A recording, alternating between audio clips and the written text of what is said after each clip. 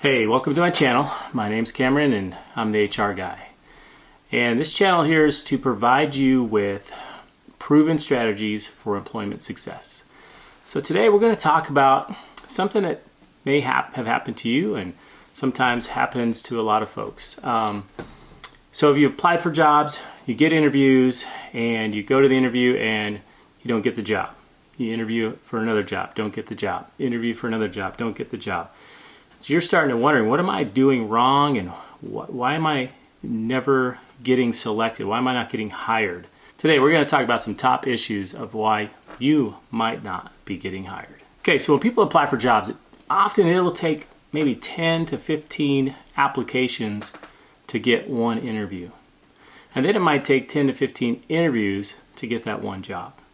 So first understand that you have to be patient. You have to understand that every time you get an interview doesn't mean you're going to necessarily get that job.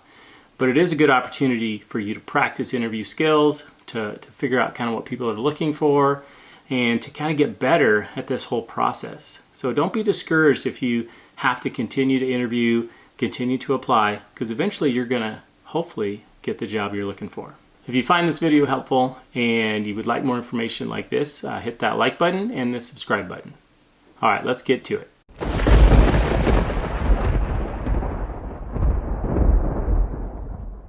All right, reason number one, you're boring.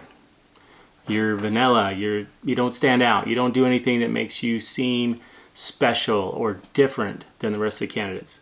So you've got to bring something to the table that makes you unique, whether it be skill set you have, experience, knowledge, education, or personality. You know, a lot of times people are looking for the right fit. So if you have the basic skills, which would have gotten you into the interview, then they're looking for, is this the right person that fits the role we have? Are they going to be able to work well with others? Are they going to be somebody that seems like they are cooperative? They have a good attitude, all those things. So if you can show that you're different or you're unique in those ways, then you have a better shot of getting the job over someone else. The second reason, maybe you're just not very good at interviewing.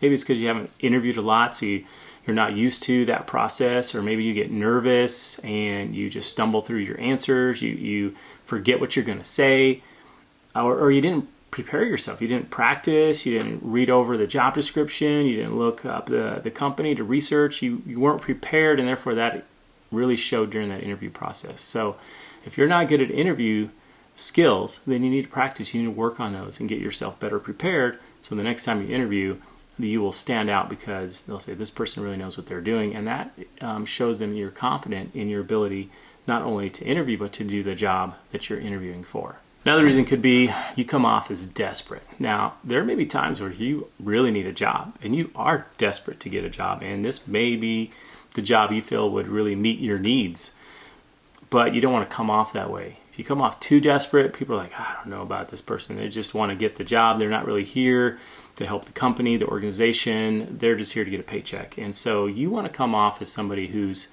yes, you're excited for the opportunity. You're really excited to have this opportunity to get this job because it would really meet some of your needs. But you're also somebody there that wants to help the company, the organization fulfill their goals and their vision.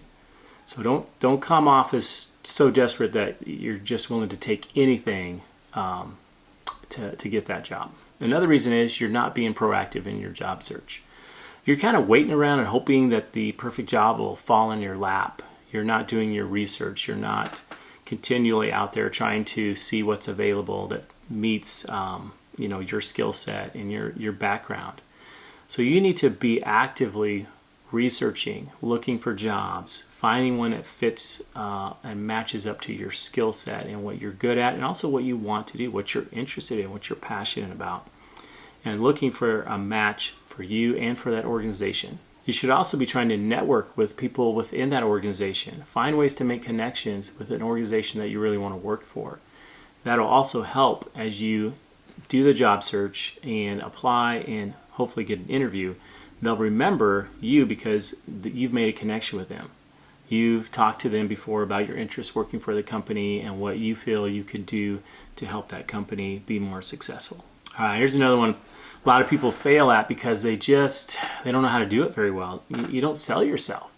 You don't talk about the things that you are good at, the things that will help that organization, your skills, your abilities, your accomplishments, things that you've done for other organizations that have helped them reach their goals or lower their cost or be more efficient.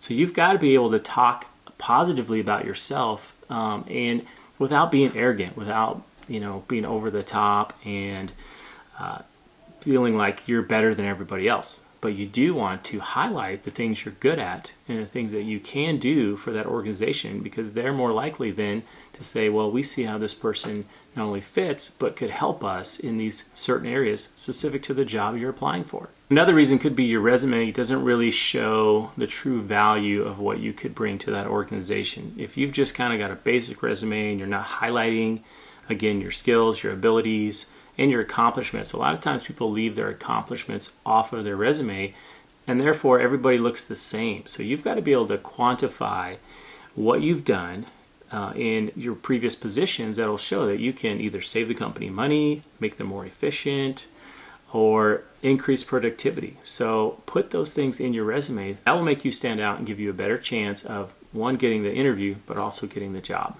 Another reason is you haven't researched the organization. You haven't taken any time to learn about the goals, the values, the direction that organization is going in, and specifically the job you're applying for. What is it that that job does within that organization? So when you're asked questions or you're able to have opportunity to include that in your answer, you're not able to because you didn't do any research. You're not prepared.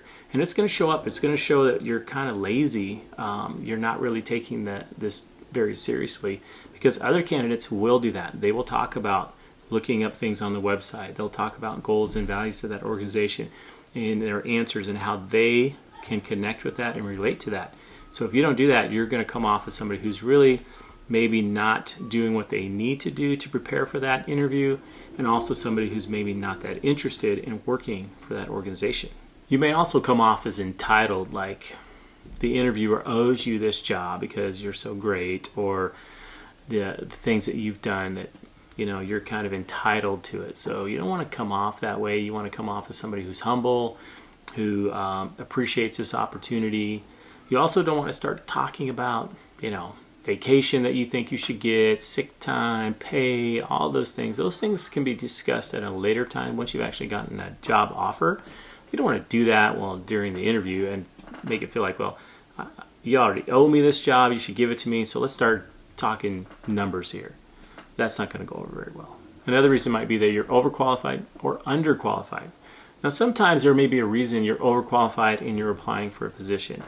Maybe it works better with your family situation, or you're moving to a new town or a new state, and this will get you over to where you're trying to move to, and then you can work on building your back up to higher positions.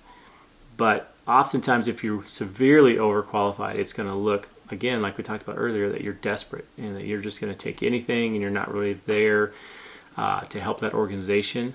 The other reason is you could be underqualified. And so if you're underqualified, you probably shouldn't even apply for that job. But really, you probably won't ever get the interview if you're underqualified. So make sure you're finding jobs and you're applying for jobs that match up to your skill set, your abilities, your experience, your knowledge, because otherwise you probably won't even get through the application process. Okay, next is passion. You don't have any passion for the job. You're not excited. You don't talk about what you're going to be able to do, what you're going to bring to the organization, how you're going to help them, how you love your job, how you just really like what you do. If you're just kind of blah, and you're just not really excited about it, one, they may think you're really not that interested in the job, period, even if you have all the skills on paper. But also, if you're not showing you're passionate about the job, then they may feel you're not going to do a very good job once you get the job. So, passionate people are in there and they're going to work hard. They're going to do their best. They're going to go above and beyond. So if you're not showing that you have passion for what you're interviewing for, again, that's not going to separate you from anyone else. And you're probably not going to get that job or get the opportunity to have that position. Another reason could be you're not very likable. Maybe you and the interviewer don't make a connection right away, or Maybe you never smile during the whole interview and you look like, oh, this guy's doesn't have a very good attitude. Or you interrupt them when they're asking a question, or you brag about yourself, or whatever it is, you're doing something that makes you not connect with the interviewers or the panel, or you're not showing any passion. So if they want to see a person that they feel will fit in that organization, in that position, and they want to see someone that they would like to work with. So if you don't come off as a likable person, or you come off as a jerk or an arrogant person, then you're not going to have a very good shot at getting that job. Right, the last thing is you just kind of give off the wrong impression. Maybe you arrive late, you're not prepared, you don't have any passion, you don't make eye contact, you don't smile, you don't make a connection. Maybe you are sarcastic during the interview, or again, you're arrogant and you brag during the interview. So if you're doing those things, and some of that could be nerves, some of that could be you just really aren't comfortable interviewing, but it's going to come off the wrong way, and it's going to give them a bad impression of you, and therefore you're not going to have a very good shot at getting that job. Okay, so these are some of the possible reasons you may have continued to have to interview and have still not gotten a job yet. Now, let me say this though. When you're in a competitive job market, you could be doing all the right things and you're just not getting the job. It could be you're not the right fit. It could be they already have somebody on the inside that they know. It could be a variety of reasons that have nothing to do with how you've interviewed or what you've done. So you have to understand, when you're in a competitive job market, you just have to keep trying. You have to keep putting yourself out there. You have to keep going through the process and focus on doing your very best through that interview process to give yourself the best chance to stand out and be somebody who they see as the right fit for their organization and for that position. So don't give up. Okay, I hope you found this information helpful. If you did, hit the like button. Also hit that subscribe button so you'll always know when I upload a new video. And we'll look forward to seeing you in the next one.